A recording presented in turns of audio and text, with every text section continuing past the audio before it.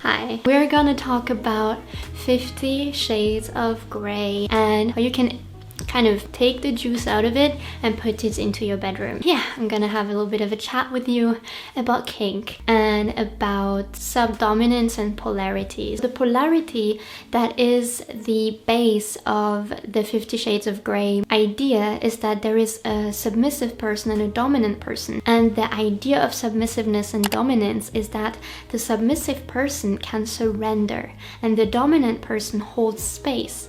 That person actually creates the safety and the space to hold the other person so that the other person can surrender. And this actually only works if the person who surrenders really trusts the person who holds space and who's dominant, because otherwise she or he will not be able to fully let go of the control. This is something that works between any kinds of genders, and it doesn't have to be men and women and men being dominant and women being submissive. Okay, so now how do you do it? How do you DIY your 50 Shades of Grey experience?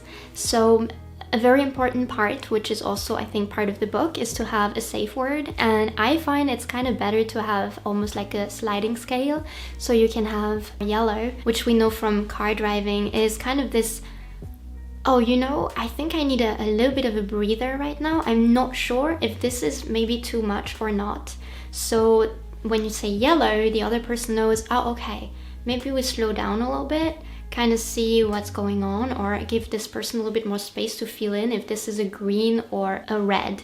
And the red would be, no, this is too much, this is crossing a boundary. I think personally that it's super important to have a sense of your own body, your own boundaries, have a good connection with yourself before you go into too deep of a kink, because you need to be able to feel for yourself if something is actually going over your boundary, and to be quick enough to be able to sense that and to voice it. And also don't feel afraid to speak up. If you want to just say, hey, can you do this a bit slower? You can kind of step out of your role for a second, share your need, and then you can both step back into that role. What are the things that you can do to make this experience be kind of 50 shades? The first thing that can be really nice is orders. So as a dominant person, you can give orders to the other person. You can give her or him orders on whether or not that person can touch themselves, can touch you, should go into an edging. So right before orgasm, you can tell them you're not allowed to orgasm right now. You can go into removing some of the senses. So you can use some ropes or a tie or whatnot to kind of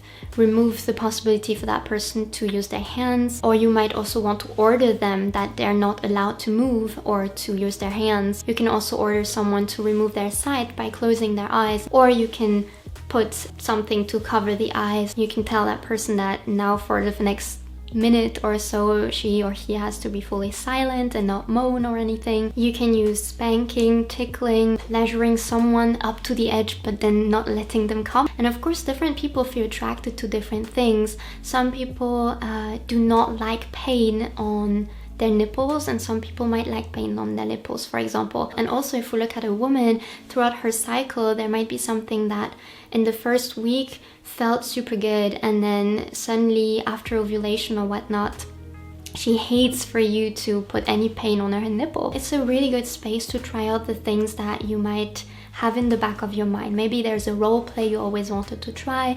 Maybe there's something that really turns you on. Maybe your partner has a fantasy that for you is not so okay. You can see if maybe there's a variation of that fantasy that feels good for both of you. And probably if you each give enough ideas, you will find something that both of you want to try out. You can do this in whatever level feels right for you. I've known lots of people that love to do kink games with different kinds of lovers without ever having sex with those lovers, and they would just enjoy the game, enjoy the play. Suddenly the foreplay becomes the main course, and that's pretty awesome. Please subscribe to this channel for more juicy videos, and I wish you a really fun time 50 Shades of Grey in your bedroom. Bye!